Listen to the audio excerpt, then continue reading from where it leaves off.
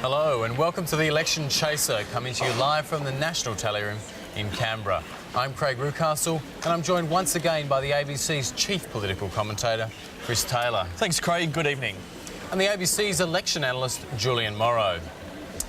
Well, with just 2 weeks to go now until the... Sorry, I should have done that earlier.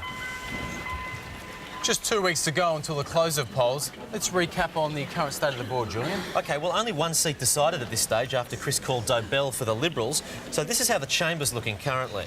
Oh, gee, the House hasn't looked that empty since Warren Truss gave his maiden speech.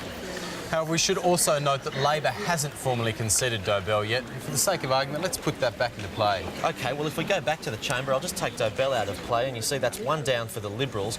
Still a lot of undecided seats there, so if we go to the overall board, yeah, look, on that, I'd say this election's still too close to call. You heard it here first on the Election Chaser. Election 2001, still too close to call. So, Chris, what do you think are the big issues that could swing this election? Well, I think the war continues to dominate, obviously. I mean, John Howard's campaign remains focused on his image as an international statesman. And I think his role in Afghanistan is now finally getting the international respect it deserves. I think the American is superpower. American is enough for Afghanistan. No need for Australia to join the soldier. Well, Labor's got its own problems, though, particularly with Shadow Treasurer Simon Crean, who proved once again this week just how out of touch with public opinion he really is. The people that I knock around with, the people that I get out to see, the people that I engage with, I think in the main they do like me. I mean, I'm a likeable sort of guy, Heather. Living in dreamland. I really hope they're not going to run strongly on that one. Yeah, look, I think overall I'd probably give the week to the coalition on balance. I mean, I thought Howard really shone at APEC. It was his chance to have his first really intimate meeting with President Megawati. And you can see here just how close they've become. Yeah, well, obviously it was a very fruitful meeting, but Australians remain unconvinced. So I offered the Prime Minister another chance to prove the sceptics wrong. Just wondering, here's your opportunity. Here's your opportunity to get a photo with Megawati. Look at this. Look how close you can get. Look how close. No. Come on, now's the time to sort out. No gimmicks. She won't answer the phone call because she's here now. Here now to talk to you, hey? I'm giving up this opportunity. Oh, come on. No? Megawati? George, who do you reckon? Just a quick photo with him. Look, I reckon I'm getting a good poll response now. Yes, you're getting very good. Welcome back to the National Tally Room. And Chris, an improvement for Labor in the polls this week. Yeah, some encouraging news for Kim Beazley in the latest Morgan poll, although he does still trail Howard in the Nielsen's preferred Prime Minister poll. News poll also has Howard ahead. Now, notice the Ralph poll has the preferred leader as Anna Kournikova. Look, Chris, I don't know why you're getting so hung up on those poll results. I've been saying for years that polls like that are just shams. They're unscientific, and quite frankly, it is a mystery to me why anyone gives those other clowns the time of day when I've got a more sophisticated system, which is much more reliable. One of the problems with traditional polls like the News poll is you often can't tell exactly what people actually think. That's why we've come up with the Abuse poll, where people don't tell us what they think, they show us. Don't tell us, because that creates all sorts of errors, but if you could just show us exactly what you think.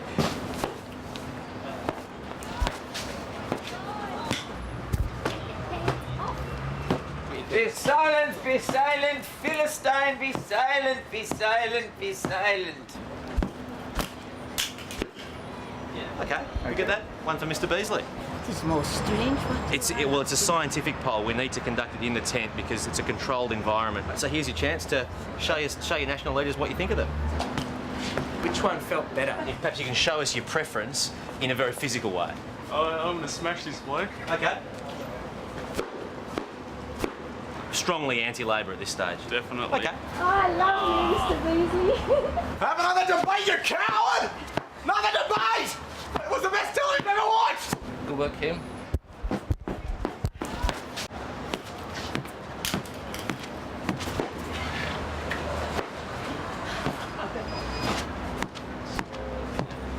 You get that? Unambiguous. Sure. OK. That's a vote for Mr Beazley. I want to knock his head off. Give John a kiss. They only care about getting back into power. I'd really like them to concentrate on issues that really help us in the future. Sure. One of the problems that we're having is that we actually need a physical register on our scientific experiment. So perhaps you can show us exactly what you think. What Beazley really needs is a good nipple grip. That's what he needs. That's what he needs. So I won't hug Kim, Yep, but John can get it there. Where are they? Clearly they're not there. They're trying to do a public service, and I don't think that taking something like that and giving one of them a whack is appropriate. A lot of people have been saying this is a public service, actually. Do you feel better after that? Yes, I do. Here is a message on behalf of the Australian Labor Party. Kim Beazley stands for turning away boatloads of refugees, just like John Howard. Kim Beazley stands for Australian troops fighting in Afghanistan, just like John Howard. Everything that the Prime Minister has said goes for me too. That's what I stand for. Written and authorised by Kay Beazley in close conjunction with the Liberal Party. Well, yesterday, of course, the Liberals had their official campaign launch in Sydney. It was a big day, and our man Chas Licciardello was there. I'm down here at the Liberal Party launch because basically I love the Liberal Party. I love the fact they support small business. So here I am trying to make a quid on their inevitable victory because let's face it, we all know it's going to happen. I've got just the merchandise to celebrate. The Tampa in a bottle. All your Christmas islands will come at once with this one. G.I. John. The greatest Australian hero, everyone's favourite reaction figure. But while you're stormtrooping around Afghanistan, you might need a little backup, and you know who to call. The George Bush attachment. The George Bush attachment comes to perfectly fit John Howard, so whatever George Bush does, John Howard does too. For those formal occasions, the APEC jacket. Who could resist? But of course, all these items are just a little bit pricey, I know. So for your average Liberal punter who doesn't have a lot of money to spend, but would really love to show their support for the Liberal Party, what we got here is just an old-fashioned kissing booth. Robert Menzies ass. Why not put your money where your mouth is? I know I give it a peck every morning.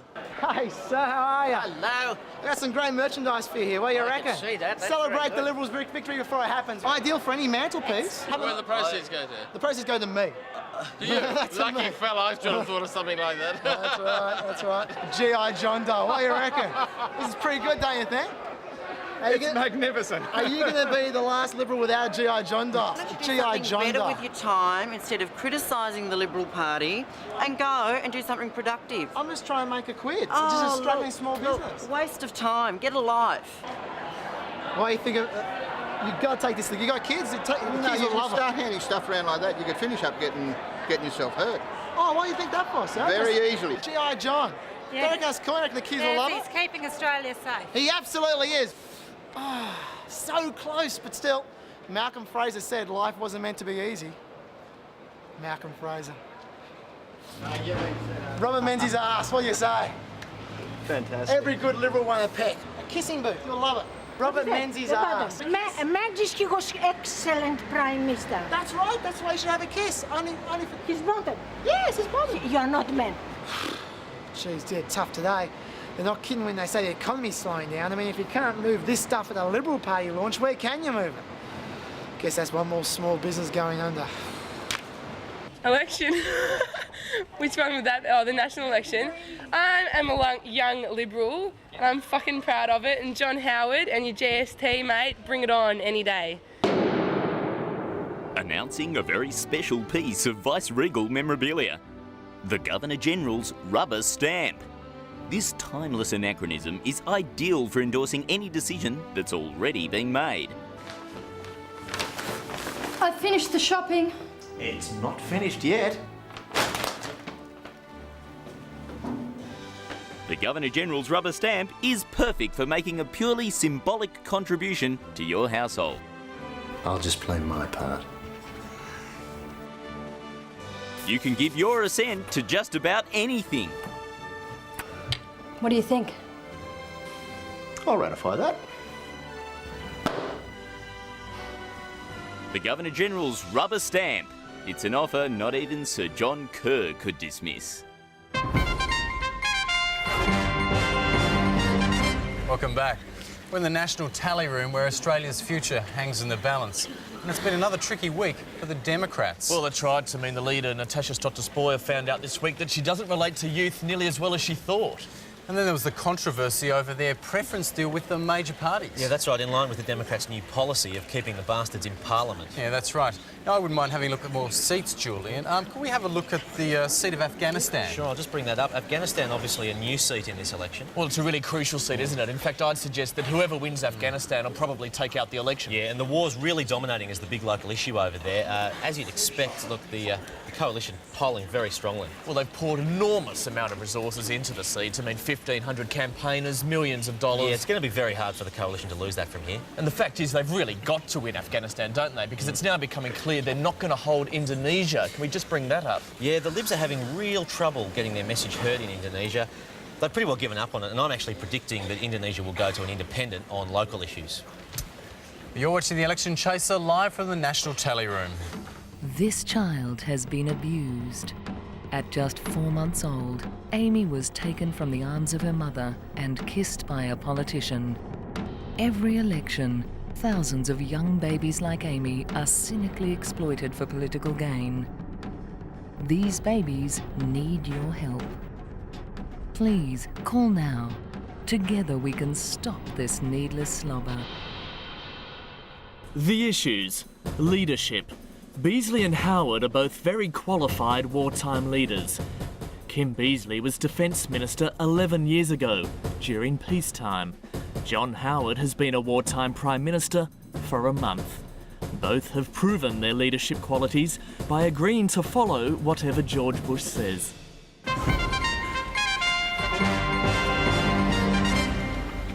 Welcome back to the National Tally Room and the only count that counts. In a week where Kim Beazley released more detail on education spending. Including, I noticed, a $20 million pledge of funds for the Johnny Young Talent School. Now, can I just say, I noticed the advertising campaign turned a little bit nasty this week. The Libs put out a very personal attack on Cheryl Kerner. Everyone knows Mr Beazley needs to act on Cheryl Kerner. The question is, why won't he? Authorised by Earl Crosby for the Liberal Party, Canberra. It's ugly stuff, and this kind of animosity is now even spilled out onto the street. Have a look at this campaign poster of John Howard and his local electorate of Bennelong, and right across the road is Labor's response. Oh, ouch. Speaking of the Prime Minister, he certainly got some positive publicity this week from Australian Story. Yes, and that profile won't hurt him at all. We got some new insights into life at Kirribilli. Let's go inside the household now and have a look at their hat stand there, just on left of frame. Count them, 4 akubras. And actually, when he's really trying to win the bush vote, I've actually seen him wear all 4 of those akubras at once. And you'll see he's also got a baggy green there, which I believe he stole during his final visit to Don Bradman. Yeah, well, certainly I think the relationship between John and Jeanette came through very strongly in the show. It's very, very touching, isn't it? We've got some footage here of them on the dance floor, and they're just a great team. She just loves spending time with him. Hang on, did she just have a look at her watch? Can we have another look at that? One of the great love stories. One of the things that really stood out for me in the show was that John Howard's got a member of staff whose job is to actually hand him a cup of coffee when he gets out of a car. Oh, I didn't really find that too unusual. I mean, I always get that whenever I arrive at the ABC.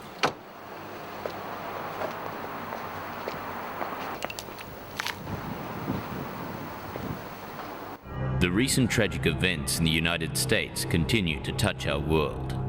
The global community has been pushed close to recession. And unfortunately, Australia isn't exempt. Who will you trust to make the tough decisions?